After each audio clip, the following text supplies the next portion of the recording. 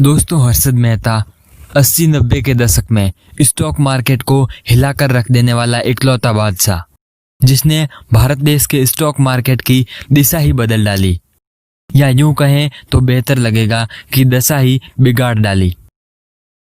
जो लोग stock market और खबरों में रुचि रखते हैं उनको सन 92 वाला बहुचर्चित 4000 करोड़ का घोटाला याद ही होगा। जिनको पता नहीं है वो लोग भी इस वीडियो को देखने के बाद ये जान पाएंगे। 1992 के घोटाले का कर्ता धर्ता हर्षद मेहता खुद ही था। दोस्तों, हर्षद मेहता ने शेयर मार्केट में घोटाला कैसे किया, उसका बचपन कैसे बीता, हर्षद मेहता की मृत्यु कैसे हुई, वो सब आज के इस वीडियो में आपको देखने को मिलेगा।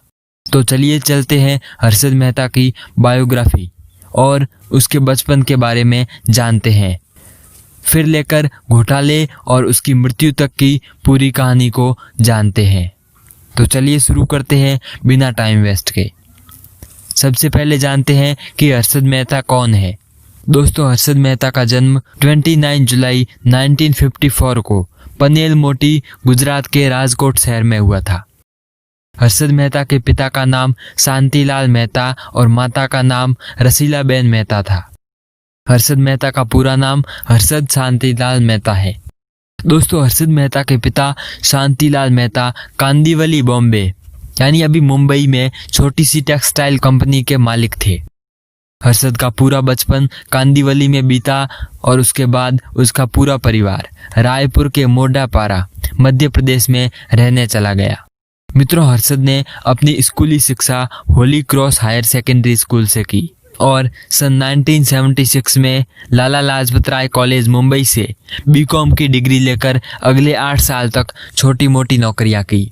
हर्षद मेहता का विवाह ज्योति मेहता से हुआ तथा इन दोनों की संतान अतुर मेहता है। दोस्तों, अब जानते हैं कि हर्षद मेहता स्टॉक मार्केट में कैसे आया और उसकी स्टॉक मार्केट में एंट्री के बारे में जानते हैं। दलाल स्ट्रीट, ये नाम पड़ा यहाँ होने वाले सबसे पुराने बिजनेस की वजह से।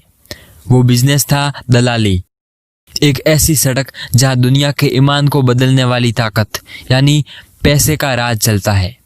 पर यह सड़क ईमानदारी के अनलिखे कायदों पर चलता है। यहाँ मुनाफा भी है और नुकसान भी। स्टॉक मार्केट में मेहता की एंट्री तब हुई जब उसने the new India insurance company में नौकरी शुरू की।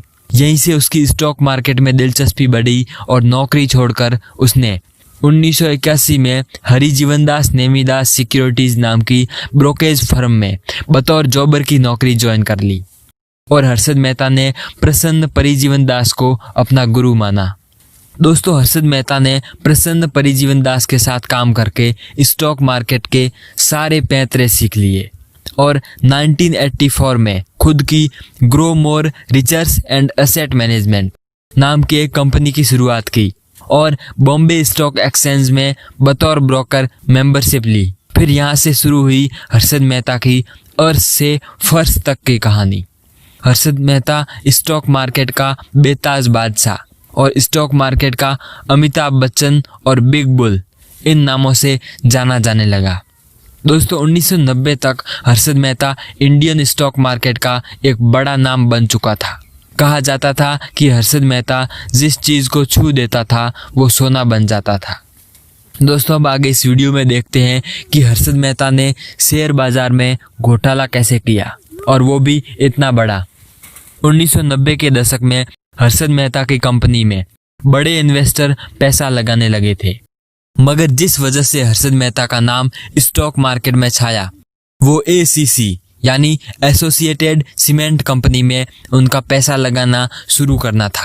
हर्षद मेहता के ACC के पैसा लगाने के बाद मानो ACC के भाग्य ही बदल गए, क्योंकि ACC का जो शेयर 200 रुपये का था उसकी कीमत कुछ ही समय में 9000 हो गई। 1990 तक आते आते हर्षद मेहता का नाम हर बड़े अखबार, मैगजीन के कवर पेज पर आए दिन आने लगा। स्टॉक मार्केट में हर्षद मेहता का नाम बड़े अदब से लिया जाने लगा। दोस्तों, हर्षद मेहता के 1550 स्क्वायर फीट के सी फेसिंग पेंट हाउस से लेकर उनकी महंगी गाड़ियों के शौक तक सबने उन्हें एक सेलिब्रिटी बना दिया था। ऐसा पहली बार हो रहा था कि कोई छोटा सा ब्रोकर लगातार इतना इन्वेस्ट कर रहा है और हर इन्वेस्टमेंट के साथ करोड़ों कमा रहा है। बस इसी सवाल ने हर्षद मेहता के अच्छे दिनों को बुरे दिनों में तब्दील कर दिया। सवाल था कि आखिर हर्षद मेहता इतना पैसा कहां से ला रहा है। दोस्तों, बैंकिंग सिस्टम की कमियों का फायदा उठाकर हर्षद मेहता ने बैंकिंग लेन देन में गोलमाल किया था। 1992 में हर्षद मेहता के इस राज से टाइम्स ऑफ इंडिया के पत्रकार सुचेता दलाल ने पर्दाफाश किया। सुचेता दलाल ने बताया कि Harshad Mehta ready forward RF deal के जरिए बैंकों से फंड उठाता था। आरएफ डील का मतलब शॉर्ट टर्म लोन से है। बैंकों को जब शॉर्ट टर्म फंड की जरूरत पड़ती है तो वह इस तरह का लोन लेते हैं। इस तरह का लोन कम से कम 15 दिनों के लिए होता है। इसमें एक बैंक सरकारी बॉन्ड गिरवी रखकर दूसरे बैंकों को उधार देते हैं और रकम वापस करने के बाद बैंक अपना बॉन्ड दोबारा खरीद सकते हैं। इस तरह के लेन देन में बैंक असल में सरकारी बॉन्ड का लेन देन नहीं करते हैं, बल्कि बैंक रसीद BR जारी करते थे। दोस्तों, इसमें होता यह है कि जिस बैंक को कैश की जरूरत होती है वो बैंक रसीद जारी करता था। ये हुंडी की तरह होता था। इसके बदले में बैंक लोन देते हैं। दो बैंकों के बीच की इस लेन देन को बिचौलियों के जरिए किया जाता था। हर्षद मेहता को इस तरह के लेन देन की बारीकियों की पूरी जानकारी थी। बस फिर क्या, हर्षद मेहता ने अपनी पहचान का फायदा उठाते हुए हेर फेर करके पैसे लिए। फिर इसी पैसे को बाजार में लगाकर जबरदस्त मुनाफा कमाया। उस दौरान शेयर बाजार में हर दिन चढ़ रहा था। दोस्तों, कुछ जानकारों का तो ये भी कहना है कि तब आंख बंद करके किसी भी शेयर में पैसा लगाने का मतलब प्रॉफिट ही होता था। बाजार की इस तेजी का फायदा उठाने के लिए ही हर्षद मेहता ने हेर फेर किया। हालांकि इन सब के बावजूद हर्षद मेहता का मन नहीं माना। वो अखबारों में एडवाइजरी कॉलम्स लिखने लगा कि आप इस कंपनी में इन्वेस्ट करें, आपको फायदा होगा, या इस कंपनी में ना करें, इससे नुकसान होगा। बाद में पता चला कि मेहता सिर्फ उस कंपनी में पैसा लगाने की एडवाइस देता था जिसमें उसका खुद का पैसा लगा हुआ है। दोस्तों, अब सवाल ये उठता है कि स्टॉक मार्केट में लगाने के लिए इतने पैसे हर्षद मेहता कहाँ से लाता था। चलिए इसके बारे में भी बात करते हैं। दोस्तों, हर्षद मेहता बाजार में ज्यादा से ज्यादा पैसा लगाकर मुनाफा कमाना चाहता था। लिहाजा उन्होंने जाली बैंक रसीद जारी करवाई। इसके लिए उन्होंने दो छोटे छोटे बैंकों को हथियार बनाया। बैंक ऑफ करोड़ और मेट्रोपॉलिटन कोऑपरेटिव बैंक में अपनी अच्छी जान पहचान का फायदा उठाकर हर्षद मेहता बैंक रसीद जारी करवाते थे। इन्हीं रसीद के बदले पैसा उठाकर वह शेयर बाजार में लगाते थे।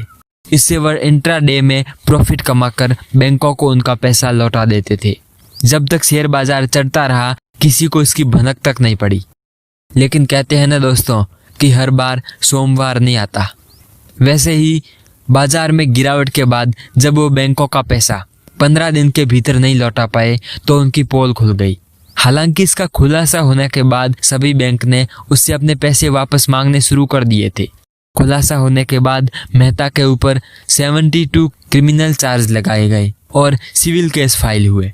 हर्षद मेहता के करतूतों का खुलासा होने के बाद ही शेयर बाजार के लिए रेगुलेटर की कमी महसूस हुई और इसी के बाद मार्केट रेगुलेटर सेबी का गठन हुआ। दोस्तों, उस वक्त हर्षद मेहता ने 1993 में पूर्व प्रधानमंत्री और उस वक्त कांग्रेस के अध्यक्ष PV नरसिम्हा राव पर केस से बचाने के लिए 1 करोड़ घूस लेने का आरोप लगाया था। उसने दावा किया कि PM को उसने एक सूटकेस में घूस की रकम दी थी। हर्षद मेहता ने इस बारे में एक कॉन्फ्रेंस में यह खुलासा किया था कि इसमें उसका साथ देने बैठे थे राम जेठमलानी। हर्षद मेहता ने कहा कि वह अपने साथ प्रधानमंत्री आवास पर एक सूटकेस ले गया था। उसमें 67 लाख रुपए थे। प्रेस कॉन्फ्रेंस में मेहता ने कहा कि उसने सूटकेस राव के पर्सनल सेक्रेटरी राम खांडेकर को दिया। ऐसा उसने प्रधानमंत्री के कहने पर किया। 1 करोड़ देने की बात थी, पर उस दिन सुबह तक 67 लाख का ही इंतजाम कर सका था। दूसरे दिन बाकी रकम पहुंचा दी। दोस्तों, हर्षद ने उस प्रेस कॉन्फ्रेंस में यह भी कहा कि उसने प्रधानमंत्री को यह भी बताया था कि शेयर बाजार में पैसे कमाना कितना आसान है। उसने कहा कि वह शपथ पत्र दाखिल कर प्रधानमंत्री को पैसे देने की बात कही है।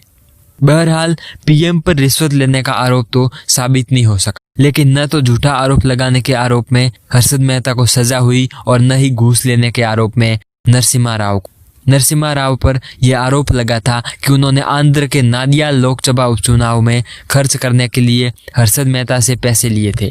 हालांकि कांग्रेस द्वारा इसे सिरे से खारिज कर दिया गया था। दोस्तों, अब बात करते हैं कि हर्षद मेहता की मौत कैसे हुई।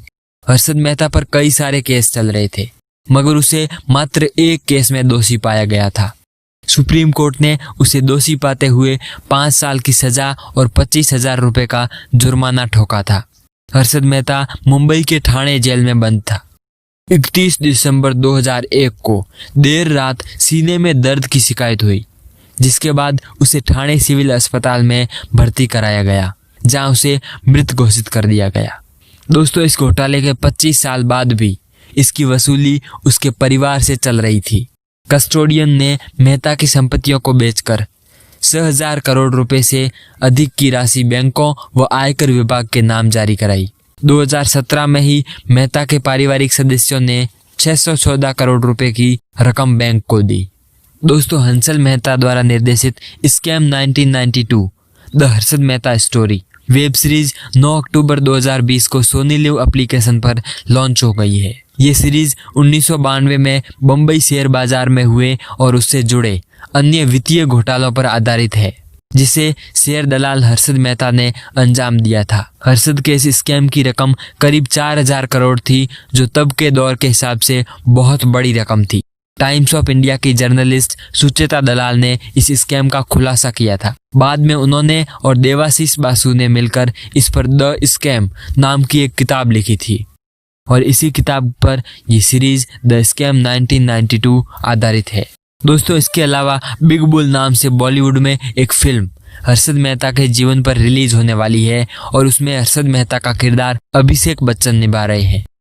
दोस्तों, आपको ये हर्षद मेहता की बायोग्राफी कैसी लगी, हमें कमेंट सेक्शन में ज़रूर बताएं। दोस्तों, यदि आप चाहते हैं कि हम ऐसे ही वीडियोज़ और बनाते रहें, तो इस वीडियो को ज़्यादा से ज़्यादा लाइक और शेयर करके हमारा उत्साहवर्धन करें। और आपको अगली बायोग्राफी किस महान शख्सियत की चाहिए, हमें कमेंट सेक्शन में ज़रूर बताएं। मिलते हैं एक नए वीडियो में, तब तक के लिए जय हिंद, वंदे मातरम।